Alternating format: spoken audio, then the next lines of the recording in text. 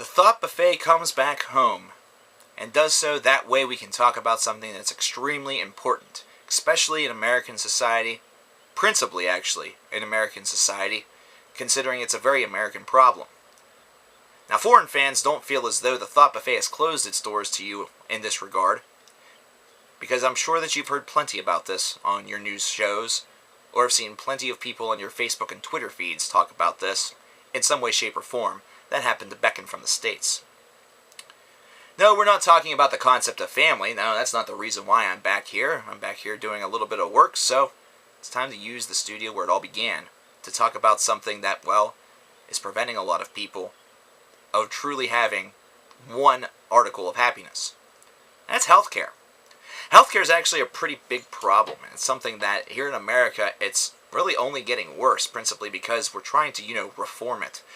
And with healthcare, it boils down to the fact that we are a country that is unlike most others in the free world today.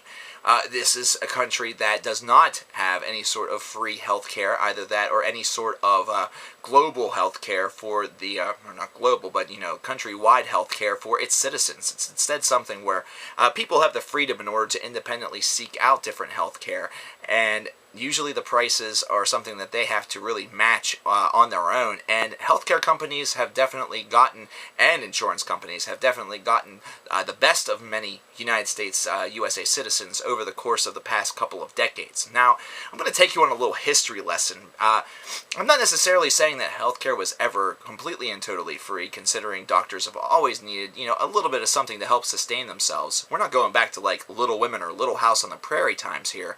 We're talking just a couple of decades ago, where healthcare was definitely something that was seen with a lot more importance and a lot less as a business. It was instead a business of helping people. And this is something where companies were able to offer a lot of great healthcare benefits to their employees, and in reality the system just seemed to work a whole heck of a lot better. However, as time wears on, and as profits begin to soar, not to mention as companies decide to tweak things, as politicians and the government tweak the system a little bit and allow a little bit more freedom of choice, or freedom of how you're able to price your services, well, then you get the situation that we've been in prior to the whole Obamacare, suggestion and potential implementation. We get to the point where healthcare is completely and totally, not affordable to a lot of Americans. It's something that almost becomes a higher class citizen, thing that can only be done, or something that only the middle to upper class can really enjoy, and that's really only the upper middle class. The lower middle class probably still has to do a little bit of, straining every time that they, get a paycheck just to make it work. One way or the other, the real discussion here is the fact that, well, it was just way too expensive, and it didn't seem to cover everything that we really needed. There always seemed to be some sort of convenient hole in the system, something that wasn't covered, or a medication that wasn't allowed to be prescribed under the policy. It really boils down to what each company is able to really offer, and no company really has been able to offer universal care to the point where everything is covered. There always seems to be a limitation here, a constraint there, something that just isn't quite perfect. So, I guess the bottom line is that the system is broken, and the initial idea of Obamacare was to fix it. It was to offer a little bit more of a national health care idea to everybody, and, well, whenever you think about it, whenever you hear it on paper and through your ears, it sounds like a damn good idea. It almost sounds like a reversion back to how it used to be, where, everybody was entitled to get health care, considering, you were an American, you were a human being, you got sick, and you were entitled to the care in which it would take in order to sustain your quality of life. Because here in America, everything is supposedly about life, liberty, and the pursuit of happiness. Well, all three of those things are being suspended whenever health care is not something that's available to you. You obviously can't have life, because if it's life or death, you're pretty much dead if you don't have it. Liberty is something where the liberty should be extended to everybody, at least in the opinion of a lot of people. It's definitely not something that should be abused, and granted, there are plenty of people out there that would do that. However, it's something that the option should at least be out there. It's something that on a case-by-case basis you almost have to examine and see who's really just abusing it, because they're ridiculous, and who's actually using it because, they get sick every so often. And 3, the pursuit of happiness. If you're sick all the time, chances are you're not really all that happy about it. And if you're sick all the time or have an injury that basically makes each and every day a struggle, then your pursuit of happiness is going to be way down low. And you know what actually happens whenever that happens? Well, then you have to go see a shrink. And then they're going to recommend antidepressants. It's more medications. If you don't have insurance, you can't get those. So what the hell? What are you going to do in these situations? Now, Obamacare was supposed to really solve a lot of problems, and let's face it, not a lot of us know entirely a lot about what's going on with this, considering whenever it was originally conceived, it seemed like such a great idea, but that was, of course, before it went into the branches of government that had to debate every single piece of it, that had to really draw up the law, draw up everything that really this law was going to, or this measure was going to boil down to, and in the end, it almost seems like it's kind of making the decisions a little bit harder for some people or some companies, corporations. For individuals, one thing that I have heard and one thing that potentially may affect me is the fact that now, in order to be qualified for any sort of healthcare through a business, you have to work a certain number of hours.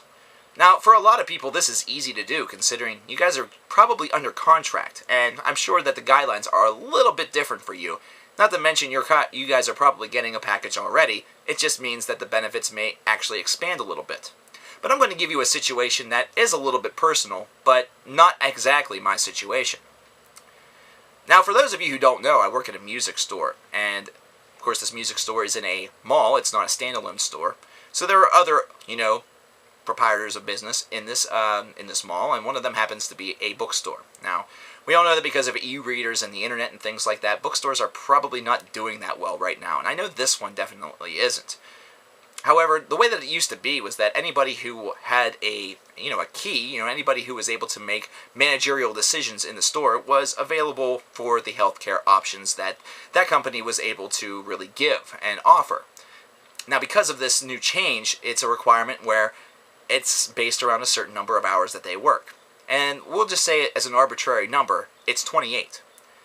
Now, with this in mind, now companies have to make a decision whether or not they want to give everybody who averages 28 hours a week over the period of time that is yet to be determined healthcare, or if they simply tell their managers to restrict these other people to under 28 hours, that way they don't have to include them in their numbers and include them on the healthcare package. Yeah, does that sound really convoluted? But that's pretty much what's going to be going on. At least that's one of the rumors that have kind of been circulating, and one of the laws that's kind of been tossed around, and one of the elements that it's really going to be prescribed. Now, because of that, in this situation, the only person that's going to be available for healthcare is the manager of the store. Not even the assistant manager, who probably at times has worked 40 hours, if not more, just like the manager, will no longer be allowed to do that. Not to mention, their wages are also going to be cut, considering they're going to now be forced to work smaller amounts of hours. That way they don't have to be qualified for the healthcare system. That sounds really fucked up, doesn't it? And, well, I agree. Mainly because it's a situation that could potentially affect me as well. In fact, this is going to affect a lot of different people. It's going to affect those people who are on the fringe lines in a lot of businesses. It's going to affect any sort of corporation that has to make a decision whether or not to include everybody or to be kind of subjective and picky.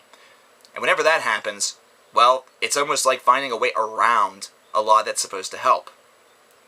Now, I could easily make this about big business, and I could easily make this about a lot of different things. But the one thing I am going to not make it about is, I'm not going to make it about a singular person. I'm not going to make it about Barack Obama. I'm not going to make it about Democrats or Republicans. I'm not necessarily going to make it about any individual Americans. This is just kind of what happens, and this is a problem in America.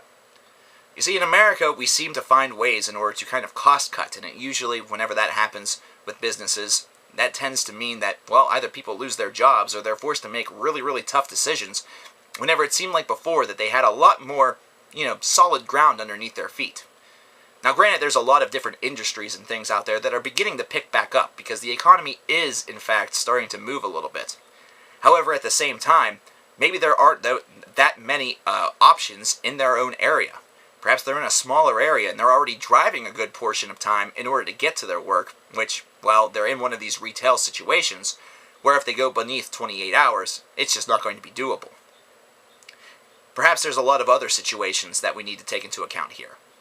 Is there a little bit of big business greed going on here? There might be. But at the same time, I think it's primarily the businesses that are kind of in the middle of the tier that are really looking at this with some really, really difficult questions put in front of them. These are the companies that aren't doing all that well to begin with. Either that, or they're kind of just on that, barely black line, and, well, this is the decision of whether or not they stay there, or if they actually go red a little bit. No company's going to want to go red a little bit, especially if you're at the top and you're starting to enjoy some of the fringe benefits that come with it. Bottom line, though, is that, well, if this healthcare idea, this, idea that was kind of, brought to our attention through the debates and through the platform of the president, and if this is something that has been tattered, mangled, and destroyed through the discussions for it, well, this is something that may end up actually being a little bit more harmful than it is actually good. Now, here's the thing. It's not going to be harmful to everybody, and that's kind of the place where a lot of Americans are going to be divided. They seem to really have this idea that it's going to be either harmful to everybody or good to everybody, that there's no middle ground. Well, there is a middle ground. The middle ground is that this may actually help a lot of people, but it's only if the companies that they work for are, offering that option. Now, there's another thing that really needs to be said within this video. Healthcare is something that shouldn't necessarily have to be a choice. Now, this is a stance that I'm sure a lot of you have felt, and a lot of you have expressed yourself. However, it's one where, of course, I have to have my own take, and I'm definitely going to explain myself. Your quality of life shouldn't be really, subjected to the fact that you have to choose whether or not to, heal yourself or get yourself medication or not. It's not something as though, you have a cold, you absolutely have to go to the doctor. That's just silly. There's plenty of over-the-counter drugs that you probably have in your pantry right now that could easily take care of that situation.